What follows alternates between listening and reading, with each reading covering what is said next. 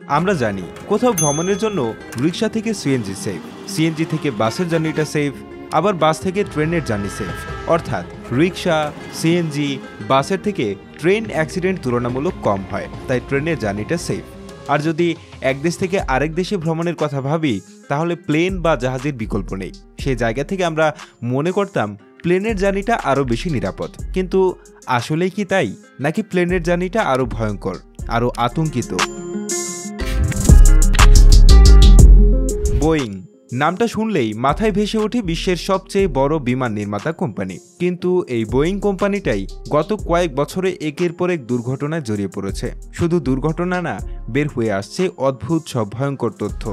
শোনা গেছে তারা ইচ্ছে করে সঠিকভাবে পার্টস লাগায় না, কোনো মডেলের প্লেনে ডিজাইন ভুল জেনেও সেটা মার্কেটে ছেড়ে দেয়, এবং কেউ যদি এই ব্যাপারগুলো নিয়ে মুখ খোলে তাহলে কিছুদিনের মধ্যেই সেই মানুষের জীবনে বয়ে আসে এক কালো অধ্যায়। কেউ হারিয়ে যায়, কেউ দুর্ঘটনার শিকার হয়।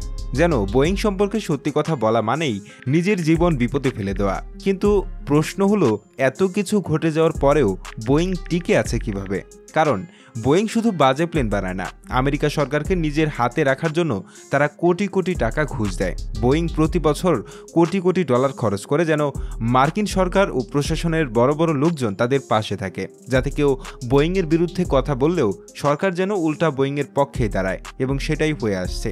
বোয়িং ভুল করেও তারা রক্ষা পায়, কিন্তু যারা ভুল ধরার চেষ্টা করে তারা হারিয়ে যায়। শোনা গেছে বাংলাদেশ সরকার সম্প্রতি ঘোষণা দিয়েছে তারা বোয়িং কোম্পানির কাছ থেকে 25টা নতুন বিমান কিনবে। যুক্তরাষ্ট্রের কোম্পানি বোয়িং থেকে 25টি উড়োজাহাজ কেনার অর্ডার দেওয়া হয়েছে বলে জানিয়েছেন বাণিজ্য সচিব মাহবুবুর রহমান। শুনতে ভালোই লাগতে পারে, কিন্তু সমস্যাটা জানেন কোথায়? বাংলাদেশ এয়ারলাইন্সের অবস্থা তো এমন না যে অতিরিক্ত যাত্রী হওয়াতে যাত্রী সামলাতে পারছে না, বরং বাংলাদেশ এয়ারলাইন্সের বিমানগুলো বর্তমানে অনেক সিট খালি রেখেই ফ্লাই করে এক দেশ থেকে অন্য দেশে। তাহলে কেন আবার নতুন করে 25টা প্লেন কেনা হচ্ছে?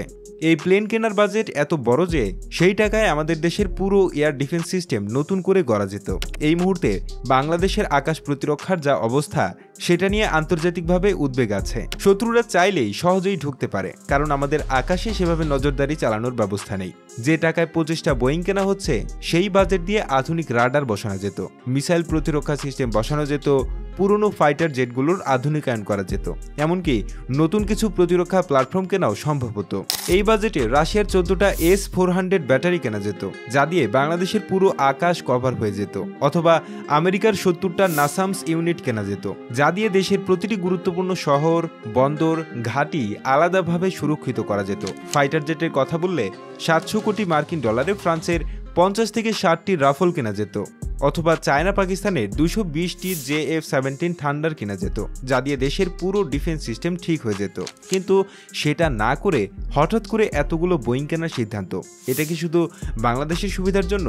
বিশ্লেষকরা বলছেন এই সিদ্ধান্ত আসলে ট্রাম্পকে খুশি করার জন্য, কারণ বোয়িং হচ্ছে ট্রাম্পের অন্যতম প্রিয় কোম্পানি। আর এখন বাংলাদেশের ইউনূস সরকার যেভাবে আমেরিকার দিকে ঝুঁকে পড়েছে, তাতে বোঝাই যাচ্ছে তারা যেন কিছুতেই ট্রাম্পকে অসন্তুষ্ট করতে চায় না। বাংলাদেশের কিছু আন্তর্জাতিক চাপ, কিছু ব্যক্তিগত স্বার্থ, আর কিছু রাজনীতির হিসাব মেলাতে গিয়ে দেশের প্রয়োজনীয় জিনিস বাদ দিয়ে এমন কিছু সিদ্ধান্ত নেওয়া হচ্ছে যা ভবিষ্যতে ভয়ঙ্কর পরিণতি হতে পারে। দর্শক, এই বিষয়ে আপনার মতামত কমেন্ট করে জানাতে পারেন। দেশের মানুষ চায় নিরাপত্তা, উন্নয়ন, সত্যিকারের অগ্রগতি, কিন্তু সরকারের কাজ দেখে মনে হচ্ছে তারা চায় ট্রাম্পকে খুশি রাখতে। যে বোয়িং কোম্পানির ভেতরে এত কেলেঙ্কারি, যেখানে নিরাপত্তা নিয়ে প্রশ্ন, যে কোম্পানি সরকারের মুখ বন্ধ রাখতে টাকা ঢালে, সেই কোম্পানির সঙ্গে কোটি কোটি ডলারের চুক্তি করা, এটা কতটুকু যুক্তিসঙ্গত বিষয় কমেন্ট করে জানাবেন। আপনার যদি এই ভিডিওটি ভালো লেগে থাকে তাহলে অবশ্যই লাইক দিতে ভুলবেন না। আপনার মতামত জানাতে কমেন্ট করুন, আর এমন আরও কন্টেন্ট পেতে আমাদের চ্যানেলটি সাবস্ক্রাইব করুন এবং পাশের বেল আইকনটি চাপুন, যেন নতুন ভিডিও মিস না হয়। আপনার বন্ধুদের সাথে শেয়ার করতে ভুলবেন না।